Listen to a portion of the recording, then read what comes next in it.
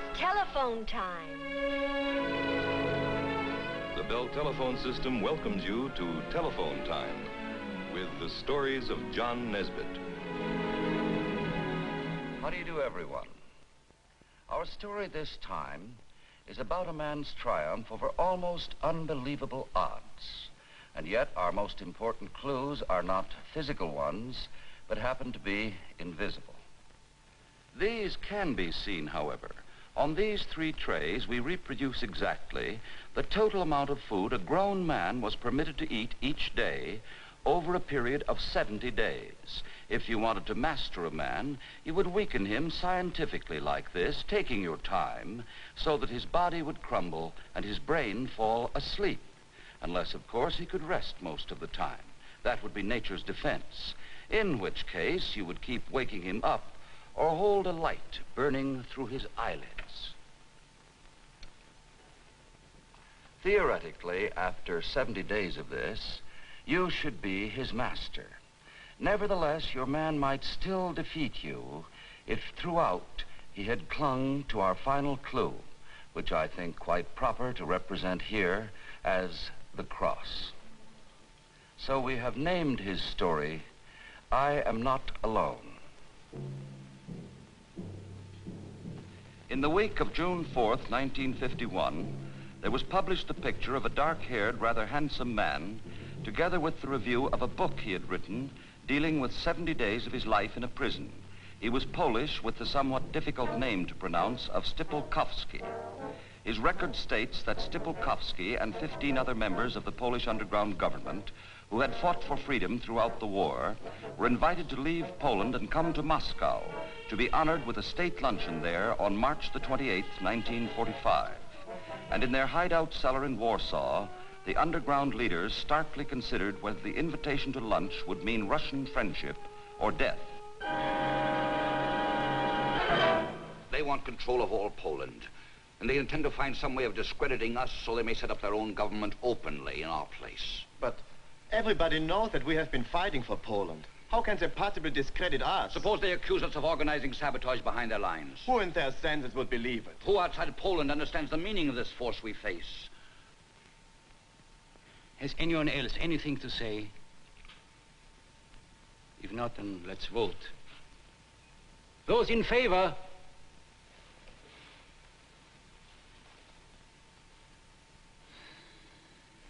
Then it's agreed. We accept. Will you go with us, Stipulkowski? Yes. And I pray God for Poland's sake that I'm wrong in what I think.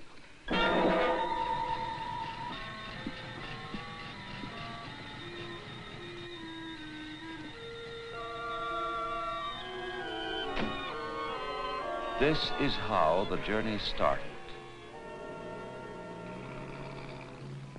And this is how it ended.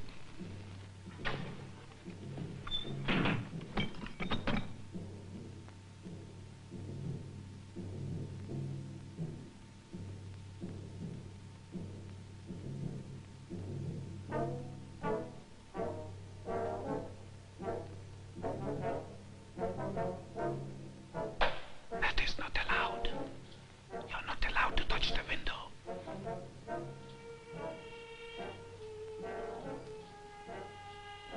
Why don't you speak up? You're not allowed to speak loudly.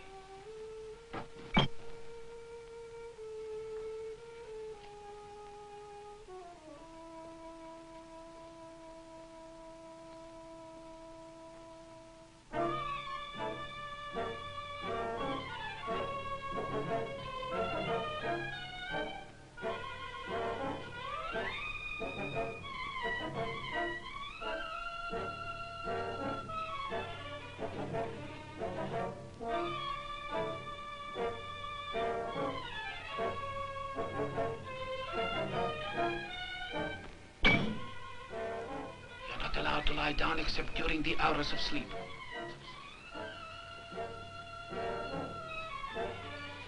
You're not allowed to do that. What are the hours of sleep? You're not allowed to talk loudly. Where's the luncheon I was invited to?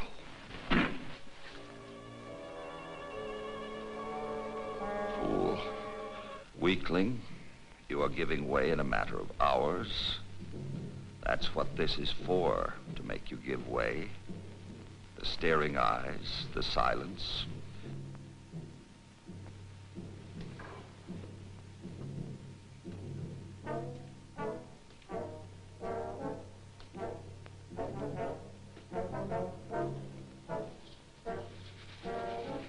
You're not allowed to hide your hands.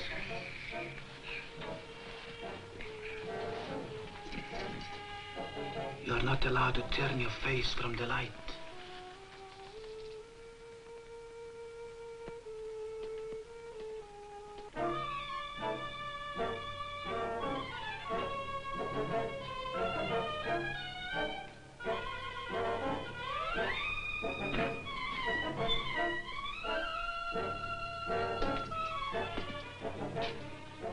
Get ready to see the Commissar. Yeah. Get ready to see the Commissar.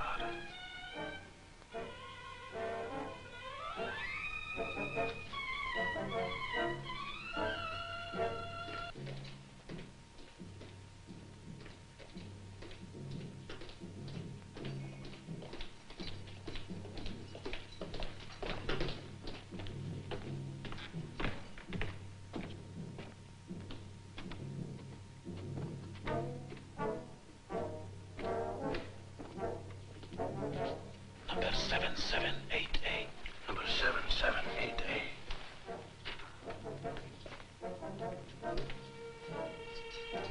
Number 7788.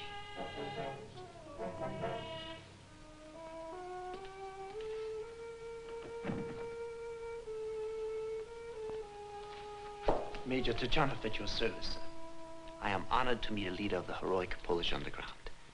We know all about your heroism during these past 6 years, and we are overwhelmed with You have noticed something? It is your calendar. It tells me I've been in prison here for more than 2 days now. Your clock tells me less, for I do not know if it is night or day. It is a very sunny day outside. Oh, I am forgetting my manners. Do sit down. Thank you. A cigarette. Thank you, I don't smoke. You will not mind if I do. How did it happen that you came here, to the Lubyanka prison? Well, I did not come here of my own accord. I came to Moscow with my colleagues in response to an invitation to lunch at the Kremlin. So? Then obviously there must be some misunderstanding somewhere which will soon be cleared up. I hate to bother you, Mr. Stupolkowski, but as a lawyer you will understand that I must have some personal details about you. Our record, you know. Yeah. Now I have your full name, age.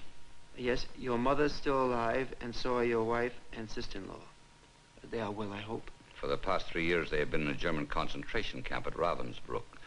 I don't know whether they are living or dead. Don't say so. How terrible for you. I see you have 2 brothers. No, the younger one was killed during the war with the Germans in 1939, and the older has been missing for some time. Under what circumstances? I never heard. He's probably dead. Tragic, tragic. And your son? Some friends were looking after him. When the liberating Soviet armies marched in, well, up until the time I came to Moscow, I had not found him. But why would a man like you leave his boy without protection? When I came to Moscow, I did not expect to be absent from Warsaw more than a day or so. But you must have some idea of where he is. Tell me, perhaps I can help you. I'm sorry to say I have no idea whatever where he is. Oh, well. It's 2:30 already. You must be tired. 778A is ready. I won't bother you anymore now. There seems to be certain stipulated hours of sleep. What are they? Ah, yes, let me see. 10 p.m. until 6 a.m. and 2 to 4 in the afternoons. A generous allowance, don't you think? Quite. I've had no food or drink since I've been here. You haven't. What must you think of us? That I can promise you will be put right. And I can promise you, too, you will find the food good. Simple, you know, but of its kind. Good and excellently served. We don't starve our guests. Good day.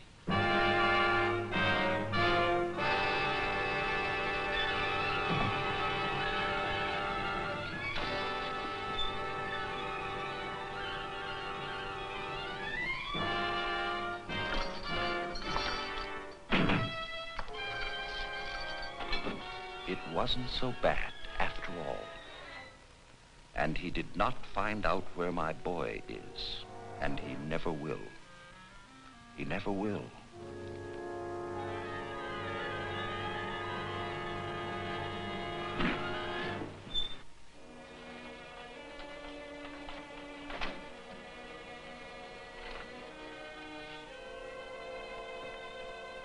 The good, simple food, excellently served, 2 pieces of freshly cooked bread and hot water. Luncheon, soup made of a fine quality cabbage leaf and the hot water. Dinner, 2 spoonsful of the finest quality ground oats and the hot water. As he promised, simple but good and excellently served.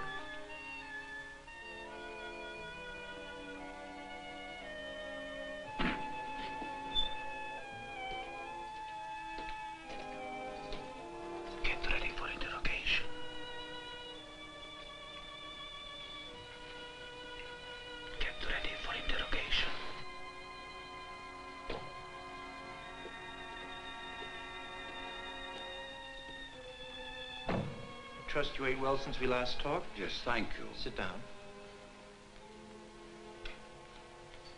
We have a rule here that during interrogation, your hand should be always in sight on the table. Do you mind? Mr. Stubakowski, I have come to regard you as someone I would like to call a friend. I would really like to help you. For instance, you must be terribly anxious about your son. If only you could give me some idea, however vague, of his whereabouts, I'm sure I could find him for you. Thank you. I haven't any idea at all. Well, then about these activities of yours said to be hostile to the Soviet Union, maybe I can help you there. I can only repeat, I know of no such acts. Perhaps you didn't realize they could be regarded as hostile. How could that be? All my efforts have been concentrated in fighting Germany. Let's get at it this way, then. Suppose you give me a detailed account of everything you did do. After all, we may be wrong in this charge, and if so, we would like to clear up the whole misunderstanding. But I beg of you, for your sake, not to try to deceive us. If you are reticent, how can I help but think that you have something to hide? Let's clear it up. Be frank!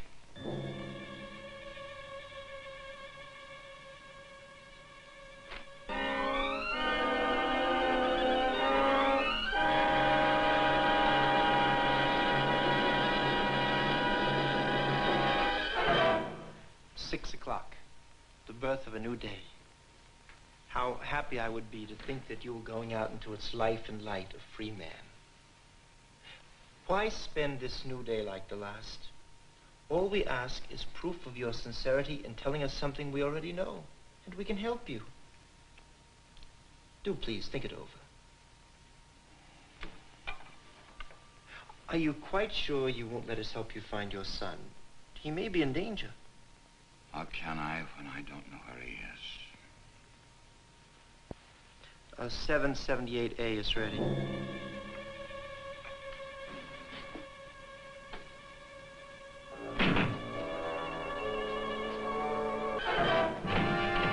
Lies! Lies, lies, lies! Nothing but lies! Do you think you could deceive me? You Polish scum!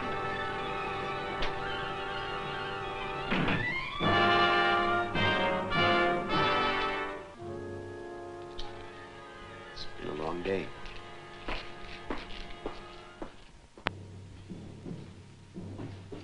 Get ready for interrogation.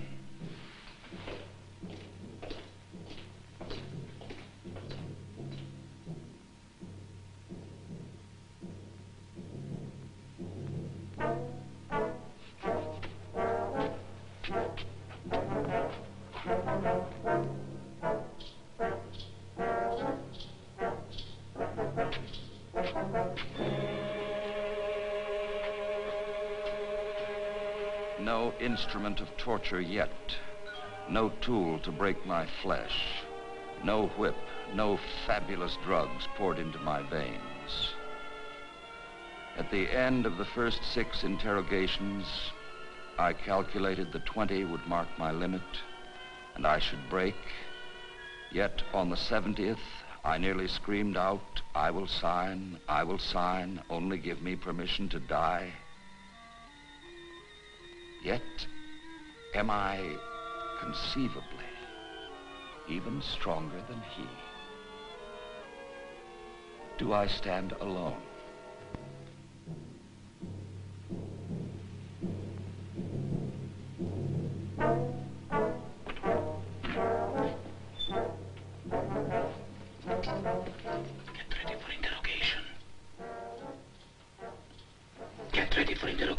You can feel drunk on hot water, warm all through you, like fire.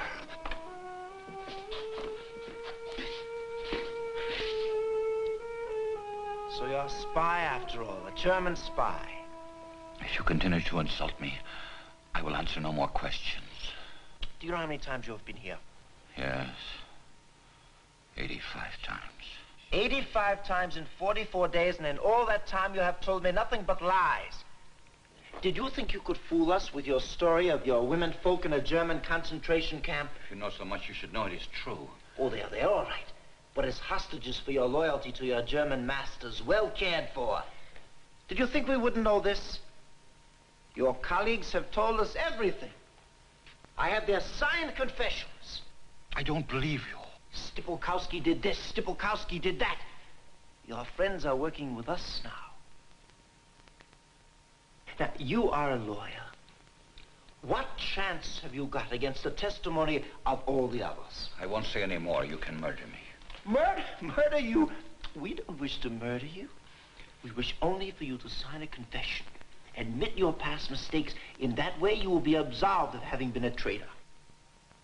Pole, a traitor to Russia? This is not a question of treason to a country, but to an idea. We are an idea. A new way of life for all the world, and it is to this that you are a traitor. Think about what I have told you. 778A is ready.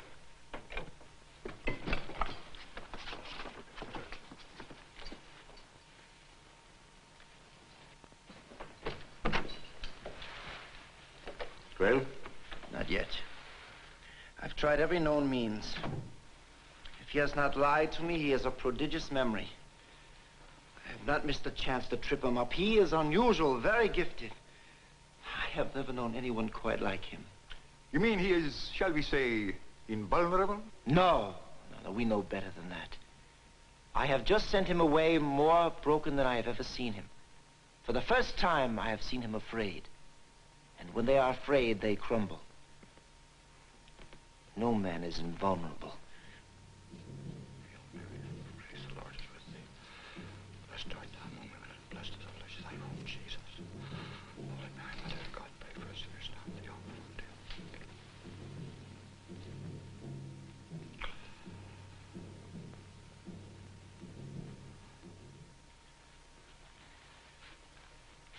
You still think your Anglo-Saxon friends will help you. They have already forgotten you. Why should they bother about one man? I know what you're waiting for. You are hoping you will hold out longer than I. But you are mistaken. I am the stronger, do you hear? I am the stronger! You said I was lying before. Look at these. They are your colleagues' confessions. You know their signatures. Look at them. Examine them.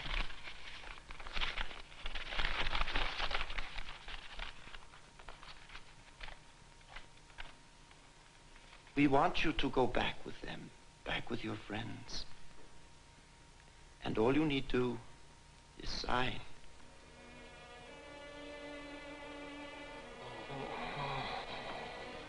What are you, one man against so much? Who cares anyhow if you do sign? Give in and end it all. All you need do is sign your name. Sign. Sign your name. All you need do is sign. Sign your name.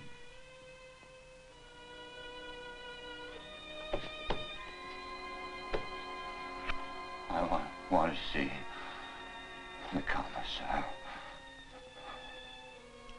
You have asked to see the commissar. Then you are willing to cooperate with us. I applaud your wisdom. Give him the papers, de Trump.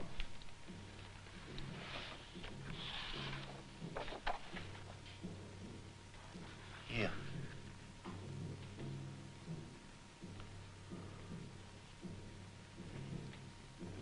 Take your time, Stipolkowski. Read it carefully before you sign.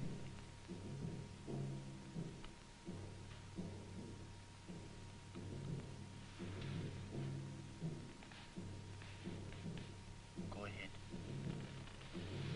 Sign.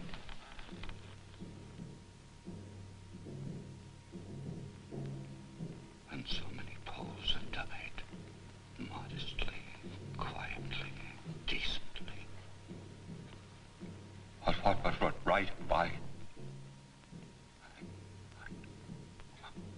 I have no right to give in. I will not sign. What are you saying? You must sign. There. Just the 2 words of your name, and it is over. You must confess. You must. I will never confess. Take him away! Take him away!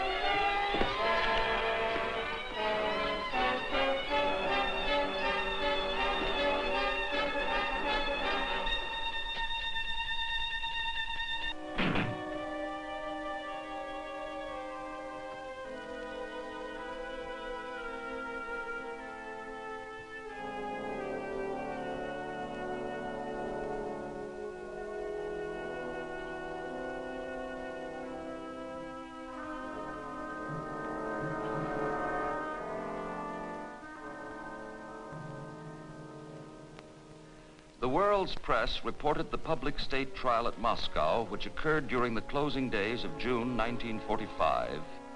Correspondents and photographers were invited by Stalin's order to listen to 16 leaders of the Polish underground confess to treason, sabotage, spying, and murder.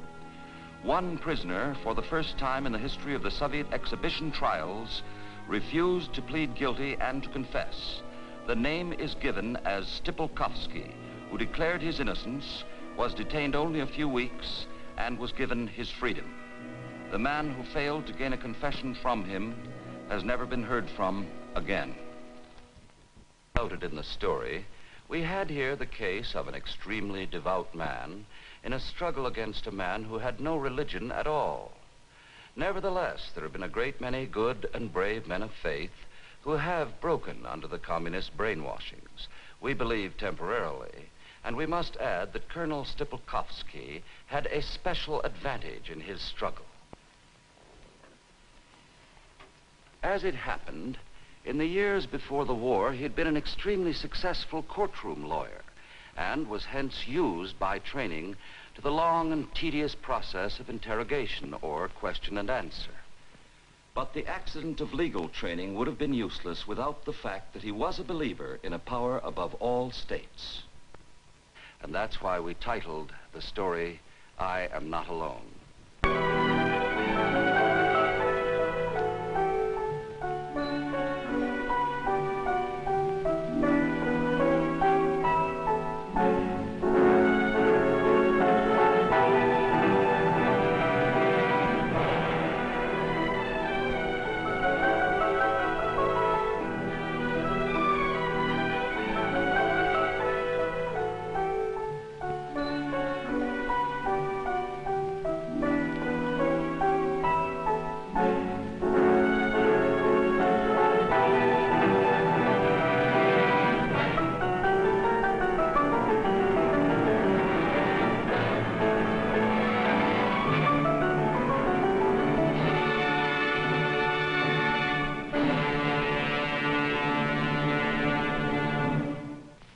Join us at telephone time next week. Until then, we remain sincerely yours, the Bell Telephone System.